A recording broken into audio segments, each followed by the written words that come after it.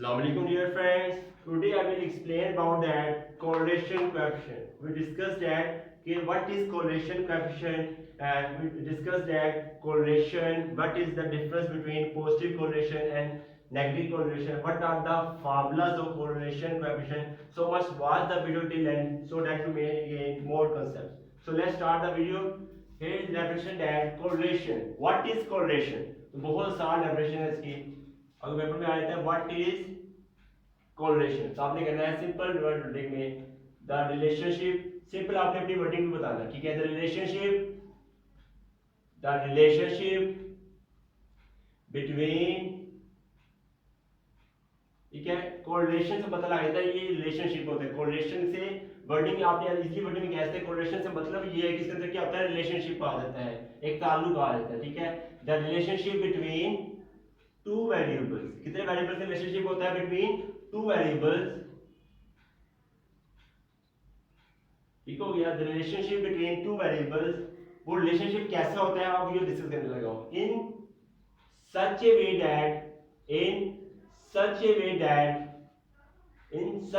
that movement of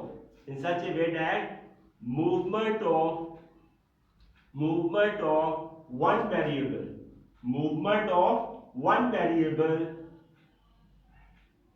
is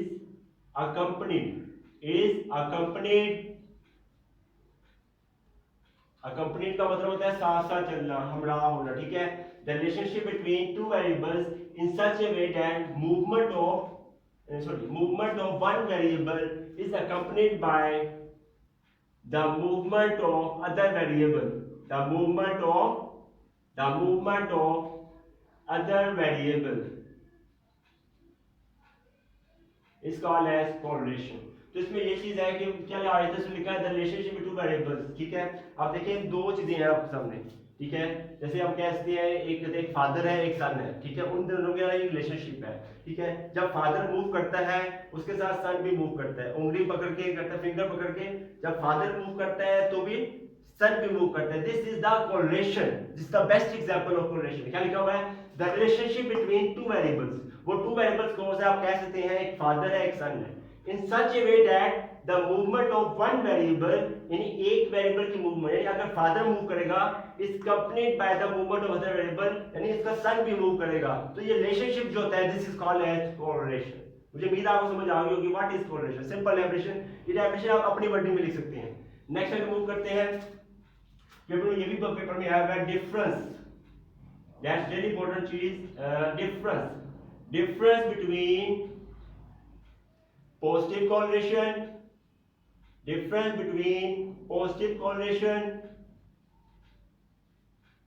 and negative correlation. What is the difference between positive correlation and negative correlation? तो बहुत आसान है. तो आप बता दो पहले कोरिलेशन को किससे नोट किया था. Correlation is noted by small r. ये हमेशा याद रखना. Correlation is noted by small r. हम डिस्कस करने जा रहे हैं पहले पॉजिटिव कोरिलेशन या नेगेटिव कोरिलेशन. सबसे पहले मूव करने जा रहे हैं पॉजिटिव कोरिलेशन. हम मूव करेंगे सबसे पहले कि व्हाट इज पॉजिटिव कोरिलेशन. साथ में ये भी डिस्कस कर लेते चलें ताकि इजी रहेगा आपके लिए. पॉजिटिव कोरिलेशन हमने यहां लिख दिया, यहां लिख देता हूं मैं नेगेटिव कोरिलेशन. ये डिफरेंस पेपर में आया बहुत बहुत ज्यादा इंपॉर्टेंट है. What is negative correlation. Positive की बात करते हैं. What is positive correlation. आपने कहना है when simple wording में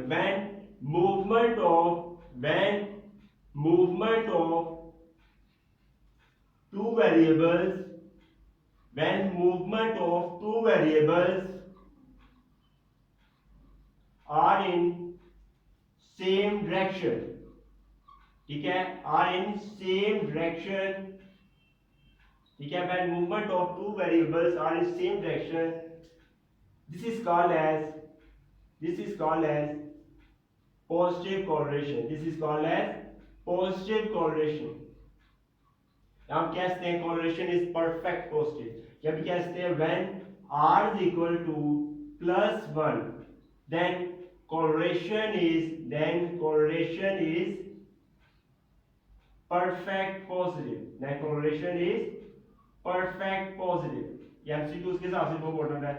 कि जब आग लगा सुनो तो ये क्या होता है, आपने रिलेशन इज परफेक्ट पोस्टिव, तो पोस्टिव रिलेशन में लिखा आपने कि when mover two vehicle is in same direction, बहुत आसान वर्डिंग। चलिए हम क्या कहते हैं, चलिए दो गाड़ी हैं एक डायरेक्शन में जा रहे हैं, ठीक है, दो गाड़ी हैं देखिए सीधी जा रही हैं, तो जिनकी मूवमेंट जो आ रही है when movement of two vehicle same direction, जब सेम डायरेक्शन में हो this is called as positive correlation. एक और चीज बता रही है आपको मैंने, इज इन सेम डायरेक्शन, एक और वर्डिंग याद होनी चाहिए मेरे ख्याल से, दैट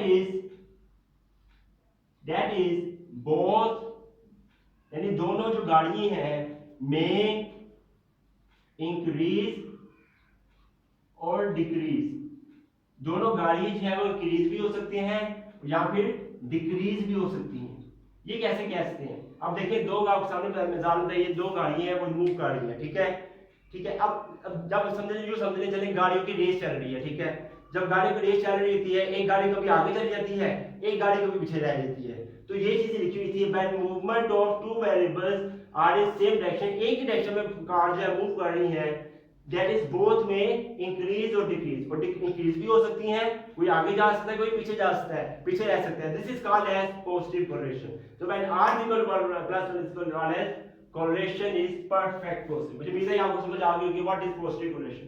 सिंपल आगे मूव करते हैं नेगेटिव कोरिलेशन, ये इसका क्या हो जाएगा, ऑपोजिट हो जाएगा, या हम यूं कह सकते हैं when movement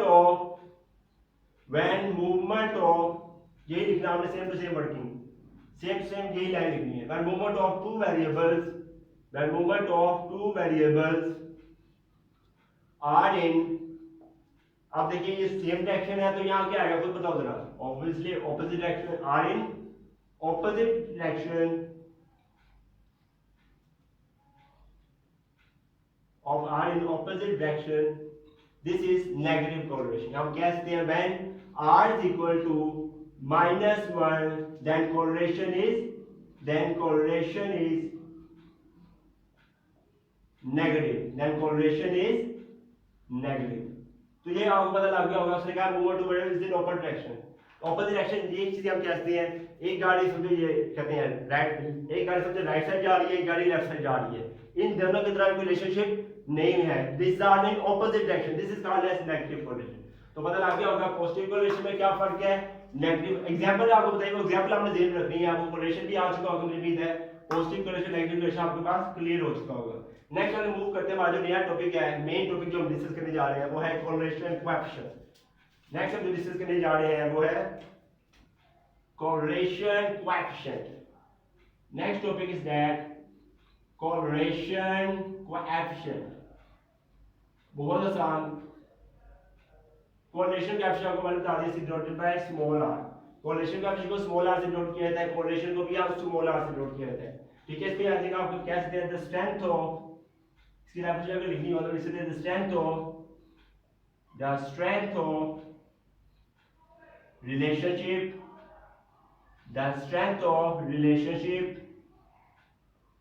between two variables,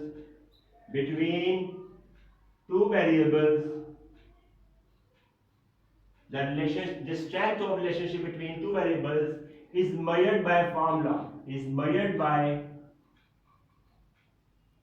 formula, which is named as correlation coefficient. It is named as correlation coefficient।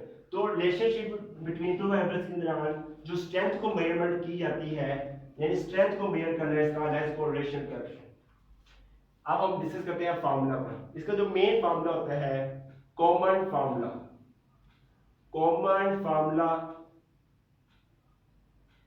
कहते हैं, वो फार्मूला जो आप न्यूमेरिकल के अंदर यूज करेंगे, यूज इन प्रॉब्लम्स, जो हम प्रॉब्लम्स के अंदर न्यूमेरिकल्स के अंदर हम सोल्व करेंगे, यूज करेंगे, वो ये फार्मूला है कॉमन फार्मूला। वो हम लिख देते हैं अभी, सिंपल फार्मूला है rho is equal to r, यानी मैं कहना चाह रहा हूँ r को कोरिलेशन कोएफिशिएंट को हम r से भी शो कर सकते हैं और रो से भी शो किया जाता है। इसको पढ़ते हैं रो, ठीक है, r कह लें रो कह लें, बात एक ही है। इक्वल होता है आपके पास formula n summation x y, ये फार्मूला आपको याद होना चाहिए, minus summation x summation y। Next topic जो हम डिस्कस करने जा रहे हैं बहुत इंपॉर्टेंट है, n summation x y minus summation x summation y divided by under root of n summation x square, n summation x square minus summation x का whole square equal bracket close. Next हम करेंगे n summation y square minus summation y का whole square. ठीक है, this is the formula of correlation coefficient. n summation xy minus summation x summation y divides under root of square root of bracket n summation x square minus summation x का whole square n summation y square summation y का। This the formula of common formula. ये formula जो है आपको याद होना चाहिए। ये फॉर्मूला जब प्रॉब्लम सॉल्व करेंगे तो उसके अंदर यूज होगा। ठीक हो गया। नेक्स्ट हम मूव करते हैं जनरल फॉर्मूला। नेक्स्ट मूव करते हैं जनरल फॉर्मूला कि कोरिलेशन कोएफिशिएंट का जनरल फॉर्मूला क्या होता है। बहुत आसान है। अब जो लिख सकते हैं rho is equal to r is equal to covariance of x Y divided by under root of variance of x. ठीक है, नेक्स्ट हो जाएगा ब्रैकेट वेरियंस ऑफ y। ठीक हो गया। This is the formula of general formula. This is the general formula of correlation coefficient. इसी फार्मूले की मदद से अब गौर से हम जो न्यूमेरिकल टॉपिक हम डिस्कस करने जा रहे हैं, इसी फार्मूले की मदद से हम ये फार्मूला निकालेंगे इंशाल्लाह। अभी इसी लेक्चर में इंशाल्लाह हम इसी के जरिए से ये फार्मूला ड्रा करेंगे। इसके जितने फार्मूले हैं आपको सारे फार्मूले को याद होने चाहिए, आपको बहुत ज्यादा आगे इंशाल्लाह फायदा होगा। नेक्स्ट हम मूव करते हैं। आपने लिखने लगा हूं मैं all formulae of r. Correlation coefficient के जितने भी फार्मूलास हैं हम डिस्कस करने जा रहे हैं, सीक्वेंस में डिस्कस करेंगे। नंबर 1 फार्मूला जो है इसका होता है r is equal to covariance of x Y divided by under root of variance of x. ठीक है, नेक्स्ट आ जाएगा आपके पास वेरियंस ऑफ वाई। ठीक है, ये इसका फर्स्ट फार्मूला। ये फर्स्ट फार्मूला आपको याद होना चाहिए। अब हम इसके पॉइंट्स डिस्कस करते हैं। कोवेरियंस की बात की जाए, अगर हम बात करें कोवेरियंस ऑफ एक्स वाई, इसको मैं इस तरह शो कर सकता हूँ एस एक्स वाई। ठीक हो गया। कोवेरियंस ऑफ एक्स वाई को हम शो कर सकते हैं एस एक्स वाई। और कैसे करता हूँ मैं, सिंपल वर्डिंग में कोवेरियंस को हम शो कर सकते हैं S X Y is equal to होता है summation X minus x bar bracket y minus y bar divided by n। This is the formula of covariance। ये फार्मूला को याद होना चाहिए। covariance x square bar कहना है summation x minus x bar y minus y bar over n। ठीक हो गया। अब बात करते हैं वेरिएंस की। What is variance? वेरिएंस का फार्मूला आपको याद ही होगा, इक्वल होता है s square x variance equal to summation x minus x bar का whole square over n।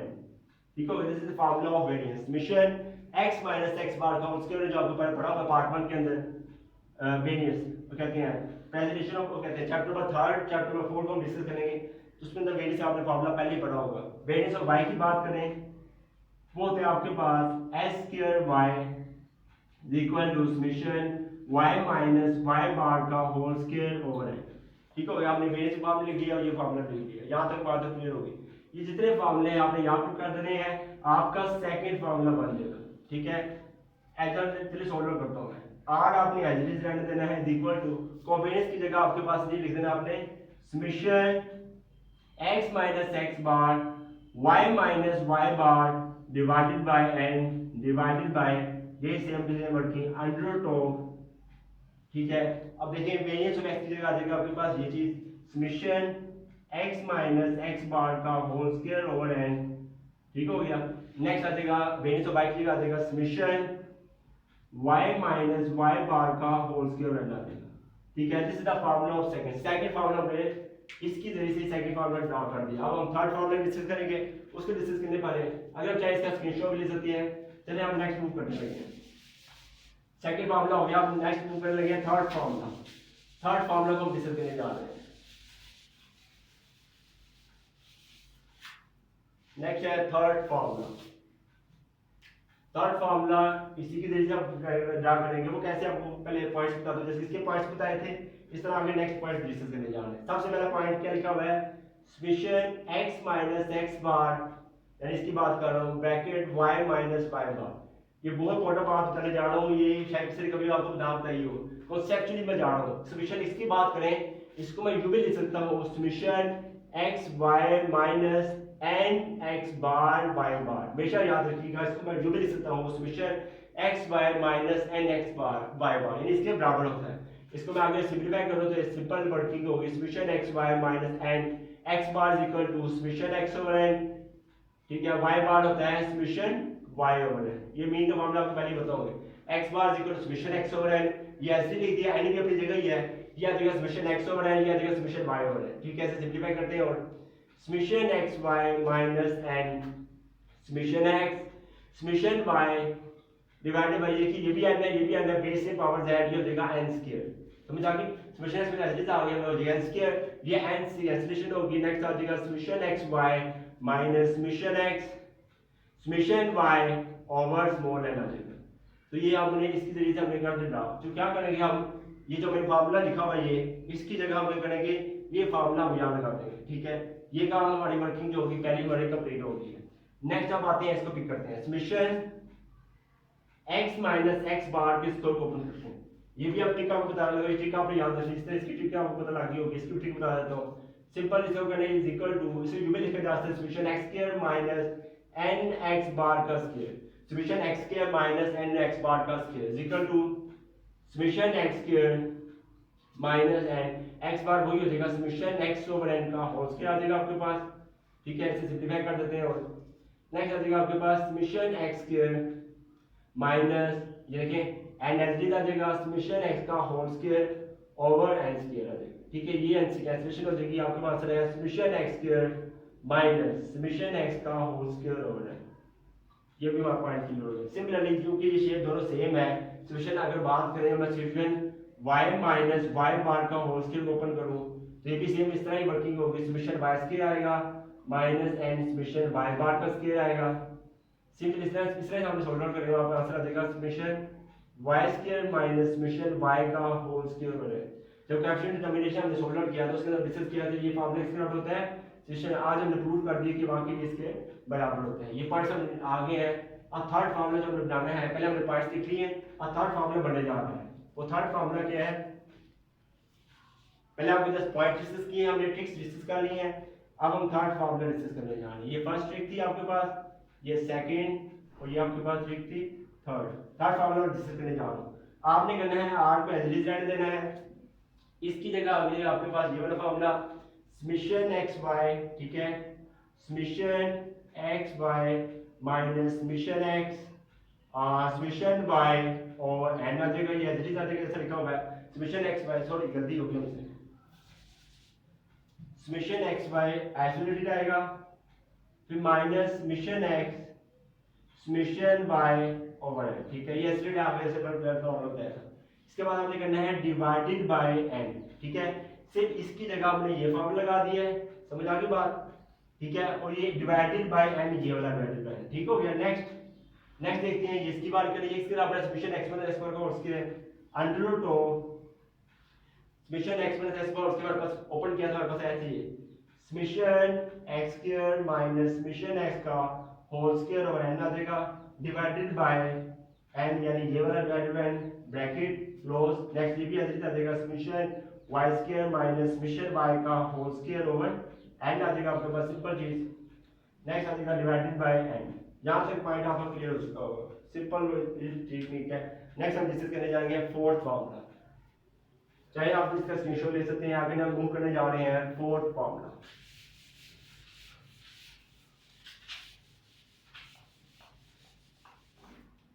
Next हमारे पास फोर्थ फार्मूला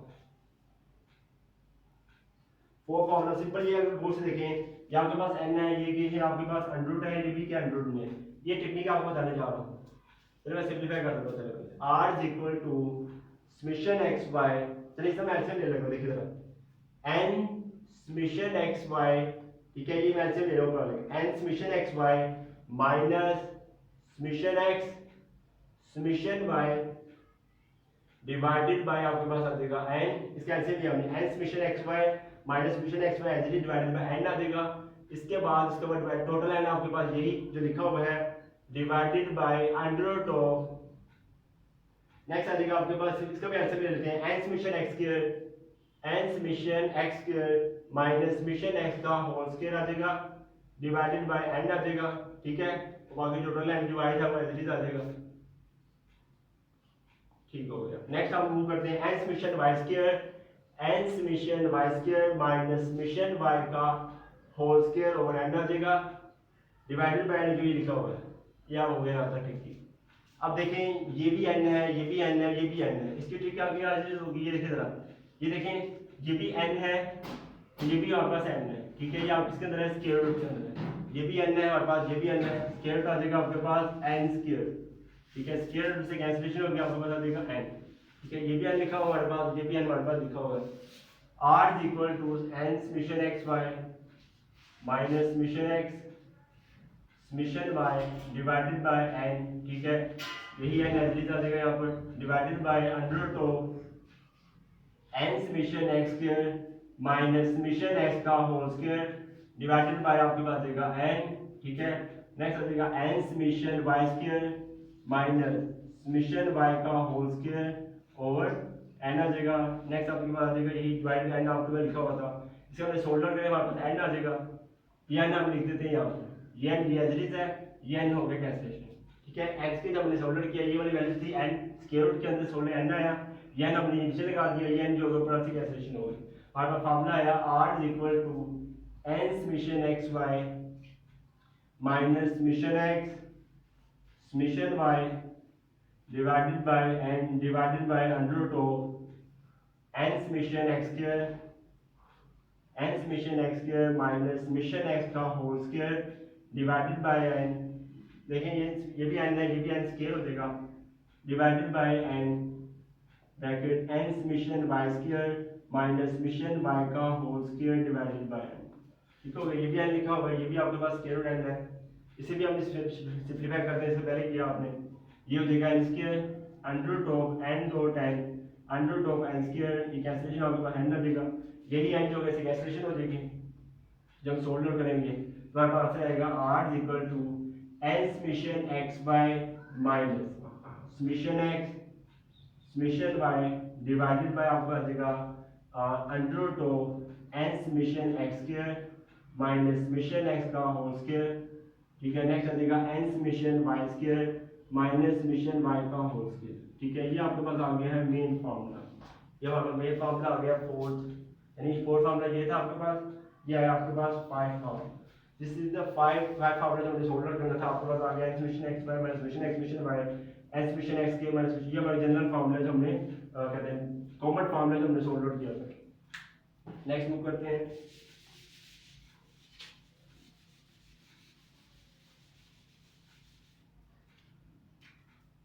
सिक्स वाला फार्मूला होता है शॉर्टकट फार्मूला, सिक्स फार्मूला है आपके पास, ये फार्मूला डिस्कस किया, ये डायरेक्ट फार्मूला है, नेक्स्ट हम डिस्कस करेंगे यानी शॉर्टकट फार्मूला, शॉर्ट फार्मूला के अंदर क्या आता है, डी आता है, आपको पता होगा r is equal to n summation dx dy minus summation dx summation dy divided by under root of n summation d square x minus summation dx का whole square bracket n summation d square y minus summation dy का whole square, तो ये formula बन गया है shortcut formula D, ठीक है, और dx होता है इज इक्वल होता है x minus a and dy is equal होता है y माइनस b, ठीक है, सिक्स फार्मूला हो गया, सेवन फार्मूला लास्ट वो है आपके पास coating method, next last formula आपके पास है वो है कोटिंग मेथड, इसका दूसरा नाम होता है step deviation method, step deviation